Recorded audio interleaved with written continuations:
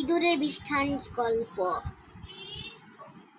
মাটিতে ঘুমাইতে ভালো লাগছে না, তোমাকে মাটিতেই ঘুমাইতে হবে।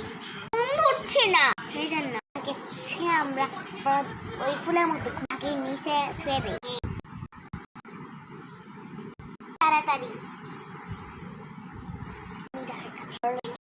পাহাড়ে নিচে নামে আমরা পিছাই ফেলাই দিছে, এখনো ঘুমাইতে আছে। রাহা জায়গায় যে উঠলো, আমি ওর জায়গায় বসবো।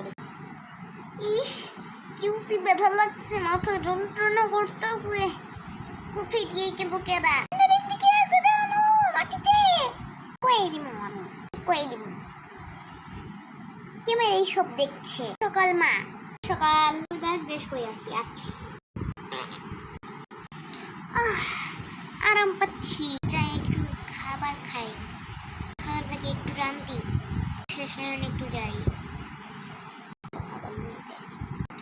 আচ্ছা এখন একটু যাই, তো আসি। যাই আমার বয়াছো কেন জায়গা পরে বদেরা আমার জায়গায় বসেছে ওরা। আমার জায়গা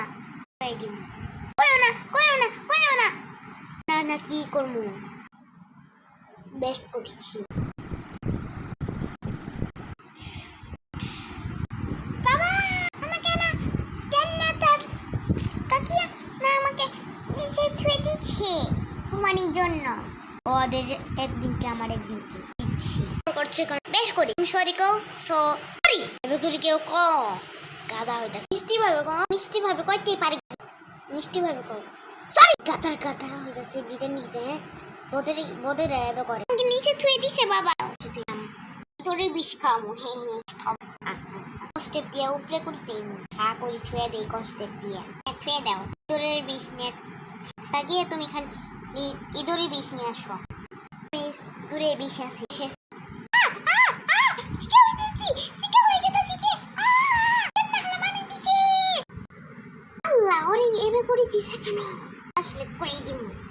বাবা।